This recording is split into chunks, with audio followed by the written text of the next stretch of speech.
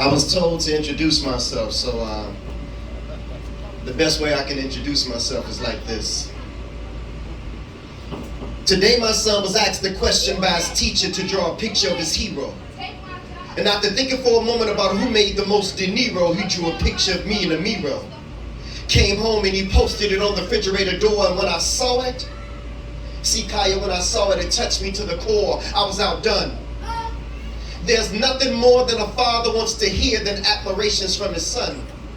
So that night as I tucked him in, I wanted to be crystal clear, so I sincerely whispered in his ear, "Son, I love you." And yawning with his hands in front of his mouth, he said, "Daddy, I love you too." As he laid in front of me, I was touched. It was like a needle had stuck me in my arm and my blood was right in front of me, so I thought to myself, I wonder, does he really know for me what he has done? And does he know that I never could have been a father until he made me one? And that until he was born, I never really knew me. And that I didn't know a thing about responsibility glow until he gave it to me. And that until he was born, my future was kind of dim. But now that he's here, my life has been extended, because even when I'm gone, I can live through him. And although me and his moms don't get along, but that leaving you and your little brother in the house overnight was dead wrong, yet he was strong enough to take the time out to take care of his little brother. It's just a shame that at 11 years old, he had to play the role as the man of his mom's house. Yet with all these distractions, he struggled to keep his eyes on a prize by dealing with the everyday life of living in a low-income high-rise, not to mention dealing with his mother's addiction to drugs. But I swore my life that he would never be a statistic or listed as a thug. So when he would come home with me on the weekend, I would help to build his self-esteem. See, I allowed him to dream and taught him just what it meant to be a strong black king, and kept him away from all hurt, harm, and danger. And told my son that you could be successful living in a low-income home if Jesus was born in a manger. But there was like this deep-rooted anger that reflected in his attitude, which caused some of his teachers to call me at home from school, but they ain't got a clue as to what he's going through now. And until he found a way to channel his anger, it just kept on slowing him down. But I'm proud to announce that he finally got it under control. Not only did he win first place in a school science project, but for the first time in his life, my little 11-year-old made the honor roll. So when I think about all the obstacles, the peer pressure from the other children, all the slanging and banging that he sees in front of his mother's building, the drug problems dealing with his mother, playing the role as the man of his mom's house and taking care of his little brother. See, when I think about how far he has come, and despite everything he has achieved and done, my son may consider me to be his hero. But to me, my hero was my son. That's that piece. I go by the name of King of Poetry, Black Ice. I'm a poet, I'm an activist, definitely a teacher, a minister, a speaker. And when I got this message from my sister Curly, y'all may call her something different, but when I got the message from her and she told me she was going to be here today, I was actually inviting her to my event tomorrow. I said, I gotta come, I gotta support, I gotta be here, I gotta show up. What she probably didn't know is that I lost my 15-year-old son to cancer. And so when I saw that this was an event dedicated to parents who have lost children, I said I had to be here. I had to show up and I had to support. So that same son that I wrote that poem about, and his mom dealing with the issues that she was dealing with addictions, I got a call one day after fighting to get custody of him, trying to do it the right way, trying to go through the court. And they was looking at me like, you ain't the mother. And I'm like, but I'm the only stable parent that he has in his life. So one day out of the blue, I get a call from social services, and they said, Mr. Hawthorne, we need you to come and get your son. I'm like, what's going on? Well, apparently, her other child was born with crack in his system. So they would randomly do drops, just show up and do drops. And this time her drop was dirty, so they was trying to take the children away. They said, well, according to your son and according to your son's mom, you are actively involved in your son's life. You need to come and get your son. Went over there and I said, well, how did you even know? They said, well, your son told us when his mom is using drugs, he knows it because he can do anything that he wants to around the house. She stayed on 63rd, right in the white building off of Indiana, which I didn't know that was a building that was based on your income, and she didn't have a job. So when she was calling me, asking me for rent money, I was giving her money, and that's in addition to what I was giving her for my son. And she was using it for her own habits. But anyway, I got custody of my son. He's in 8th grade now. And all of a sudden he comes home and he says, "Daddy, I got a pain in my leg." I'm like, "What's going on? Did you hurt him playing football?" He loved football. He was an active boy. And he said, "Well, I don't know. It's tingling." That's the word that he used. I said, "Well, I tell you what. If it's still hurting, I'll take you to the doctor." His doctor was at Holy Cross, Dr. Toussaint, and this was during the time they were having ISET testing. So this was going to determine what high school he was eligible to go to. So I said, "Take your test." And he came home and he said my leg was still acting funny. I took him to the doctor. I took him to the Holy Cross over there on California, right off of 67. She said, "Well, Mr. Hawthorne, his leg is a little bit swollen. We're going to take some blood and we're going to take some x-rays and we're going to see, if there's anything just looked like something may have bit him or something." She called me the next day. She said, "I need you and your son to come to my office." I said, "Well, he's testing. I'll come myself." She said, "No, I want you and your son to come to my office." I sat down and my son sat down across from her. She's on that side. She said, "Mr. Hawthorne, I looked at the x-ray and I found the tumor in your son's bone in his leg. It appears as if he has cancer." She spoke after that and continued to speak, but I swear to God, I couldn't hear a word that she was saying. Her mouth was moving, but I just couldn't hear nothing. I was just like, "What are you talking about? What are you saying?" He's only, at that time, 13 years old. So she said, "Take him to the University of Chicago, get a biopsy, and I just want to make sure that I'm not wrong." We got the biopsy. She was right. It was called osteosarcoma. That was the name of the cancer. So we went through the chemotherapies, and I'm just fast forwarding through everything. He started losing his hair, he started losing his eyebrows, and he started losing his self-esteem. I said, "Son, the women like it when you bald head, because you're going to be straight."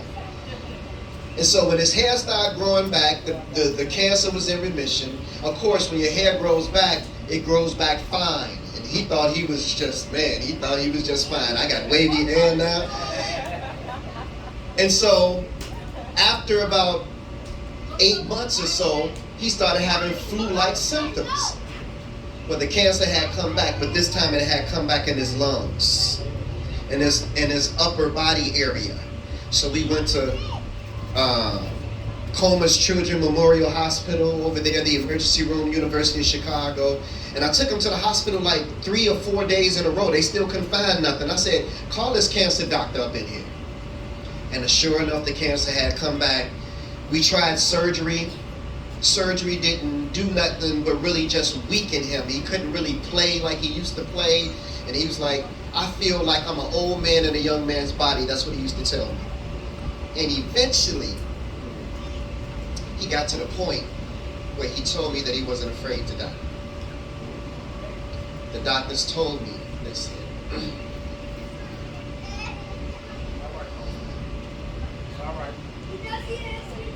they said eventually he's not going to be able to sleep laying down because of the lung cancer. He's going to have to sleep sitting up. Eventually he's going to have to use an oxygen tank. Everything that they told me was the truth. And on September the 3rd, 2008, I lost my son to cancer.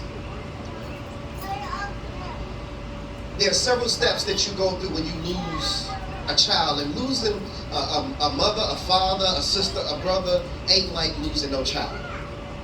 Some people would tell you, "Well, I know how it feels." If you ain't lost a child, you don't know how it feels. And I've spoken at so many funerals that I've learned not to say to another parent, "I know how you feel." I've learned to say, "I don't know how you feel, but I know how it feels to lose a child," because everybody grieves differently. But I'm telling you, I was angry. The first step or stage that I went through was disbelief. I just couldn't believe it. I thought it was a bad dream. I thought I was just going to wake up one day and this was all going to be over. And then the disbelief went and turned into anger. Every old person that I saw that was wasting away their life, I got mad at the alcoholic. I got mad at the hypes. I was like, God, out of everybody that you had to choose from, the drug dealers, the gang bangers, the rapists, out of everybody you had to choose from, you choose him. And so when the brother said that he went through this angry phase, I was definitely angry. But like the sister said, it came down to a choice. And that choice was to use that hurt and that pain to try to go out here and help save other lives, and help mentor and help encourage and help inspire other people, letting them know that God allowed you to go through what you went through in order for you to get to what it is He wants you to be. And from that moment forth, I've been an advocate for parents who have lost their children. So I don't want to take up too much time, but I do want to close out with a piece that I wrote based on that anger, and it's called ego. Somebody say ego. Ego is an acronym that stands for easing God out. Hey God, where you at? I've been looking for you. Seems like you've been avoiding me or something. And I've been searching for you for years with no answer, just anticipation. And I've been going through this transformation. But every time I call on you, God, it's like I get put on hold. And they say that you hear all and that you see all, but seems like you ain't never available, God, when I call. See, y'all, I remember it was January 91. I had just left Simeon's Martin Luther King ceremony speaking.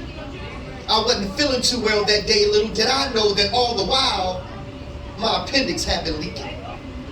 And where were you, God? Just when I thought nowhere to be found. And if it wasn't for my son's mother convincing me to go to St. Bernard's that night, Blaq Ice wouldn't be here with you right now. And where were you at, God, that morning when I went to work and when I got to 123rd and Kesey, right by the cemetery, this lady ran the light. The last thing I saw, y'all, was headlights. A 3-car collision that almost took my life, but where were you, God? And where were you at, God, when my mother was stricken with cervical cancer? She's been going to the Kingdom Hall, serving him since before I was born, and we both called on you, and you still didn't answer. Come on, God, this is my mother. Right. Tell me, is this how you treat all your sons and your daughters? And where were you at, God, that day my son died? I sat there at the University of Chicago and I watched them come back twice. You could have intervened. You could have saved his life, but where were you, God? And where were you at, God, when... Okay, my son, I've heard enough. Now I know that times for you have been rough, but son, where's your faith? Seems like you only seek my face when you need me, for I am a full-time God, my son. Do you really believe in me? Well, if so, then you would know that I am the creator of the universe. All that you see from the highest heights of heaven to what you have discovered beneath the earth. See, I am the God of Abraham, Isaac, and Jacob. I am the God of Moses, Lot, and David. I am the one who made Solomon wise. I put Noah in the ark before the waters could rise. I gave Samson the strength to destroy the Philistines with no eyes. I am that smooth stone that David slung that smote Goliath in the head. The cracks that crumble the walls of Jericho, the same one that rose Lazarus from the dead. I am the blood of the lamb of the doorpost that kept the children of Israel safe from harm. Even the staff in Moses' right arm, and I gave it the power to split the Red Sea in half. Shall I go on?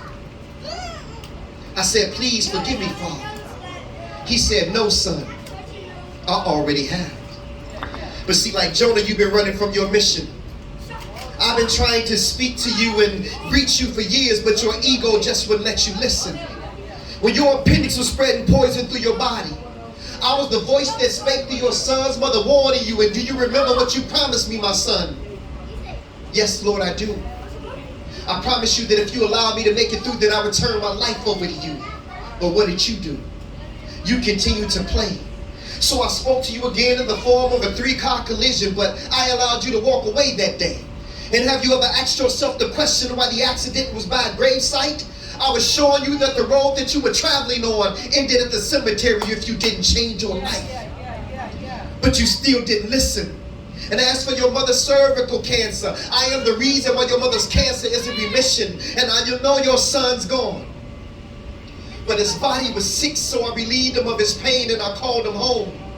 And yet and still I stayed by your side. All those moments that you felt alone, yet you still rejected my truth. If you only would have listened to those whom I said to you, told you. Lord, you mean to tell me all the while I was waiting to hear from you? You were sending me messages through all those whom I rejected? Yes, my son, this is true.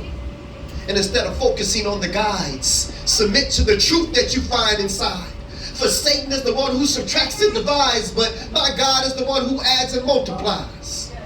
I'm telling y'all, he opened my eyes. And so to those of you who can't accept the truth, because your ego won't allow you to accept who the truth is coming through, take this as a lesson. Because see, God just ain't using these pastors today, because asking some of these pastors questions is just like asking blind men for directions. But it's the truth that counts. And in this case, my ego just wasn't my ego, but my ego was easing God out. Thank y'all so much.